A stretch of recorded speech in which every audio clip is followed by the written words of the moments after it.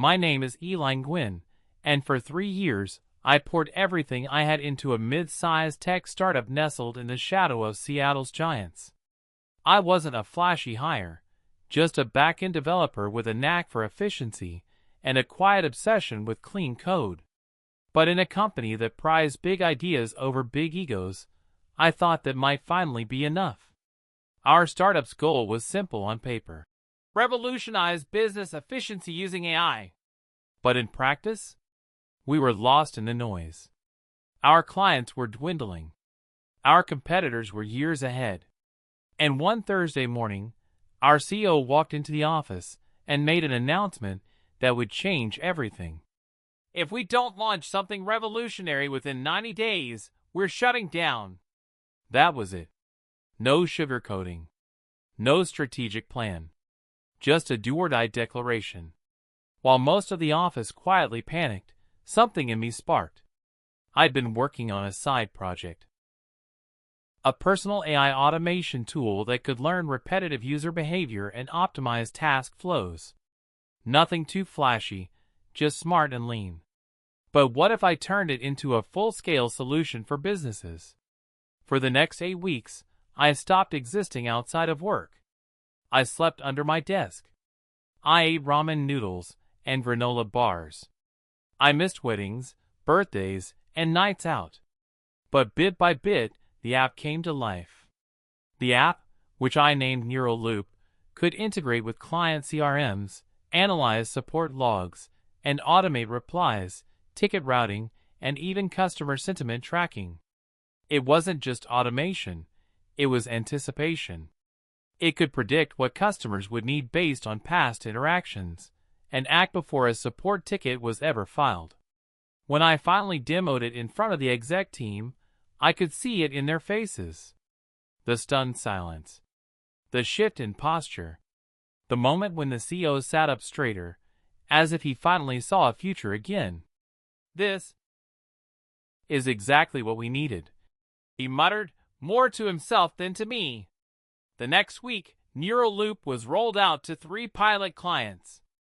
A month later, we had a dozen enterprise contracts. The app was saving businesses hundreds of thousands in support costs, and they were happy to pay us handsomely for it. Internally, I expected at least a little recognition. A Slack shout-out. A bonus. A thank you email. But what I got instead was nothing. No one mentioned my name in the product updates. My commits were scrubbed from the release notes. In our quarterly investor deck, Neural Loop was listed as a team innovation, led, apparently, by someone in product who hadn't written a line of code. At first, I told myself it was just corporate politics. I'd get my moment eventually. But then one afternoon, I got called into HR. The tone was cold, professional, sterile, due to internal restructuring and changes in operational focus. They began, "Your role is being eliminated effective immediately." I blinked. Wait, what? No warning. No explanation. Just a severance packet slid across the table. In the middle of it, a thick India agreement. Ironclad. Gag order. I wasn't just being fired. I was being erased. I walked out of that building with no job, no credit, and no rights to the software I built with my own hands. But what they didn't know was this. I kept every line of code, every note, every diagram. Because Neural Loop wasn't just theirs. It was mine. And I wasn't done with it yet. For the first 2 weeks after I got fired, I didn't leave my apartment. I barely slept. My routine consisted of pacing between the kitchen and my workspace, replaying every meeting, every moment I should have seen it coming. The betrayal didn't just sting, it burned deep. I had sacrificed nights, holidays, parts of myself I couldn't get back. And all for what? A silent exit and a signature on an NDA. But bitterness only takes you so far. Eventually, it gives way to clarity. One cold Tuesday morning, I woke up and opened the folder marked Loop v.0.1 to v.2.6 full stack. The original, pre-release version of Neural Loop. Every bit of logic, every API, every diagram from those late nights alone in the dev room. They might have owned the final product, but they didn't own this. The version I had wasn't a clone. It was the blueprint, raw, elegant, and entirely mine. The company had layered their own code on top, made it clunky, added useless UI elements, and bloated it with analytics integrations that slowed it down. But what I had was cleaner, faster, and most importantly, untainted. For a while, I wasn't sure what to do with it. Then one night, while scrolling a business forum, I came across a thread titled, "Why do good engineers get replaced by loud product guys?" It was full of stories like mine. People who built something valuable, only to get pushed aside by executives who knew how to pitch better than they built. And in that moment, it clicked. I wasn't the only one. There was a market for people like me. People who could create real tools, but didn't have the corporate shield to protect their work. So I started building again, not for them, but for myself. I stripped Neural Loop down to its bones. Rebuilt it under a new name, Loop Frame. The new version would be targeted at small to mid-sized businesses who couldn't afford the bloated enterprise software that my ex-company was now selling. It would be lighter, faster, smarter. And best of all, I'd be in full control. I spent the next month doing what I did best, writing code, testing functionality, refining every line. I kept a low profile online. No LinkedIn updates. No GitHub reveals. I didn't even tell my friends. I wanted the relaunch to be clean, independent, legally and creatively bulletproof. And as the product took shape, something inside me started to shift. I wasn't just rebuilding an app. I was rebuilding myself. By February, I had a private beta up and running. I cold emailed 10 business owners I'd previously spoken to during early demos at the old company, people who had wanted Neural Loop but were priced out by our sales team.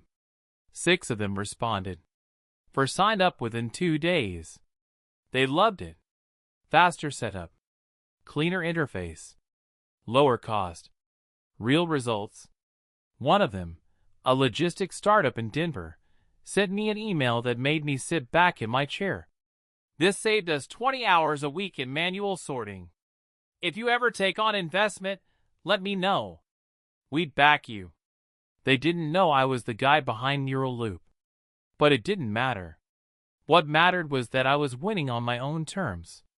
And in just a few weeks, I was about to make my old company regret ever letting me walk out that door.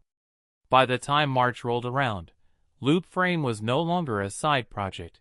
It was a functioning product with real clients, paying subscriptions, and performance metrics that crushed anything my old company had been touting in their quarterly newsletters. I rented a tiny co-working space, just enough for a desk, a whiteboard, and a $7 coffee subscription. It wasn't glamorous, but it gave me structure. Every day I showed up at 7 a.m., locked in with headphones, and worked like I had something to prove. Because I did. And the real moment of proof came on April 1st, when I flipped the switch on loopframe.io, the official launch. No marketing team, no PR blitz. Just a clean, minimal site, a free 14-day trial, and a message that cut through the noise. Customer service automation that doesn't cost you control, built by the engineer, not the boardroom. It started slowly. A handful of trial signups trickled in. Then someone shared it on Hacker News. Then Reddit. Then a small business newsletter picked it up. Within a week, I had 300 signups. By week 2, 70 of them had converted into paying users. I remember staring at Stripe's dashboard that night, eyes wide, as the number ticked up. $6,892 in MRR. I'd made more money in 2 weeks than I'd made in an entire quarter at my old job. But along with success came attention. A tech blog called The Lean Dev reached out for an interview. They traced the performance similarities between Loop Frame and the now overpriced, watered-down enterprise version of Neural Loop. The reporter, sharp and curious, asked me outright, "Were you involved in Neural Loop's development before launching Loop Frame?" I smiled and gave the only answer I was legally allowed to give. "Let's just say I learned a lot from mistakes I saw other teams make." The article went live 2 days later with the headline, "Loop Frame, the revenge startup that's outsmarting its big brother." It exploded. My inbox flooded with demo requests. Freelancers, small businesses, even a few corporate managers from companies I knew had been pitched Neural Loop were now asking for a walkthrough. And then the cherry on top, an email from Greg, my former boss. The CTO who had once patted my back, taking credit in front of the board, then let HR show me the door. Subject line: "We should talk." No greeting. No signature. Just those 4 words. I didn't reply. Instead, I screenshotted the email and saved it in a folder I titled, "Oh, now you want to talk?" But the real twist came later that week when a recruiter from a venture capital firm reached out. They'd been tracking Loopframe's growth. They asked for a call. I was hesitant. I'd built this on my own, with zero funding. But curiosity won. The call lasted 45 minutes. At the end of it, they offered $500,000 in seed funding at a valuation I couldn't believe.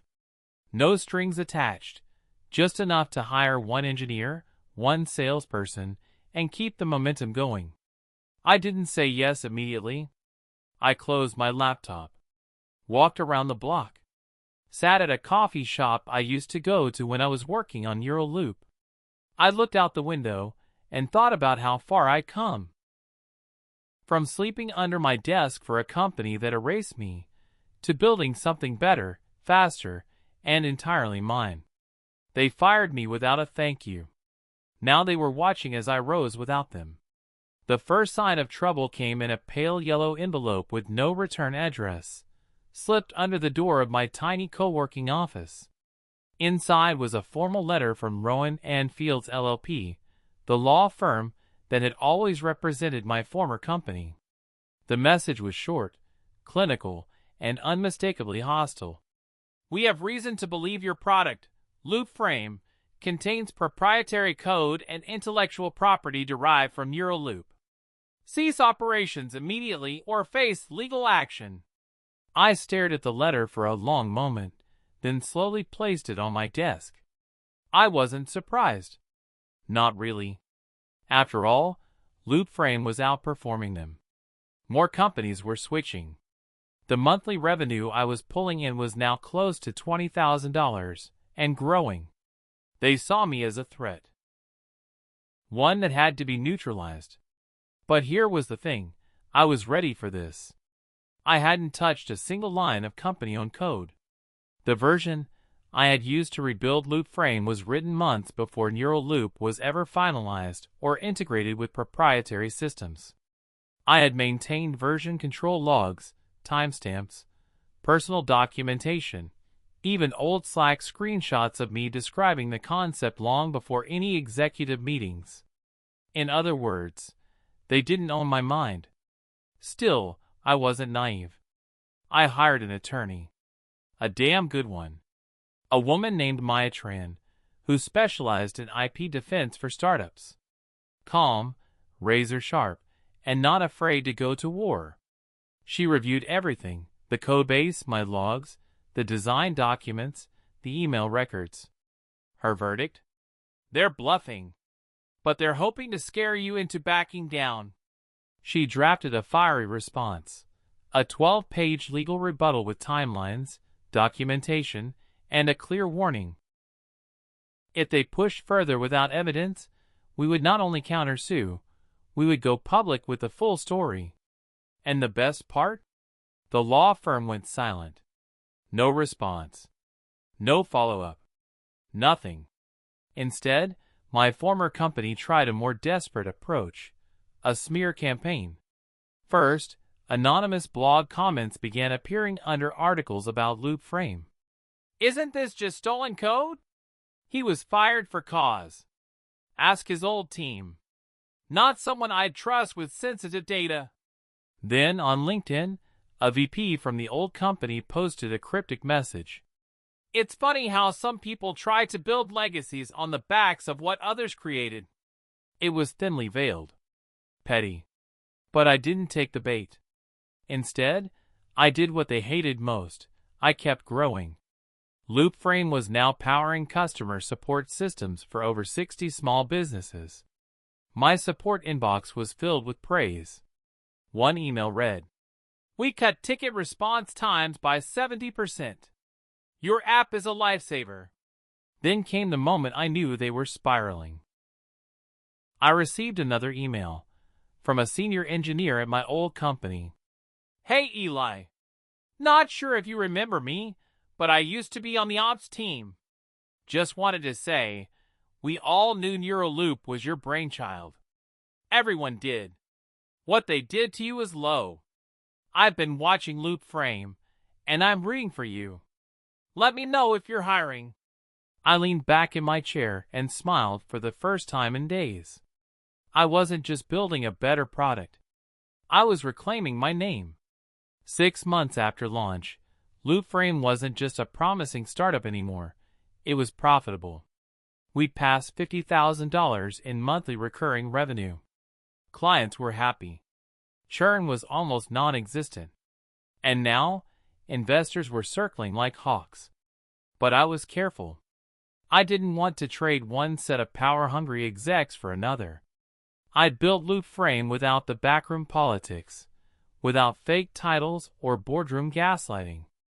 I wasn't about to lose that just for a check. Still, I knew it was time to grow. So I accepted a modest $1.2 million seed round, not from a big-name VC, but from a group of independent operators who respected builders. People who had been in my shoes. People who said things like, "You own the roadmap. We're just here to help you pave it."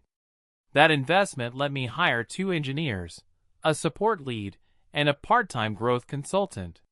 By fall, we were operating like a real team. That's when the invite came. TechEdge Seattle 2025, a major regional tech conference. I'd applied months ago, half seriously, just to test the waters. They not only accepted me as a speaker, but placed me on a panel titled, "From Burnout to Breakout, Stories of Founders Who Fought Back." And that's when I saw it. One of the other panelists? Greg Masters, my former CTO. The man who had once smiled while HR cut me loose. I read the email 3 times to make sure. I had a choice. Decline and stay safe. Or accept, and let them see what I'd become. I chose to speak. The event was held in a sleek downtown auditorium. Hundreds of people in tech, founders, investors, engineers, students.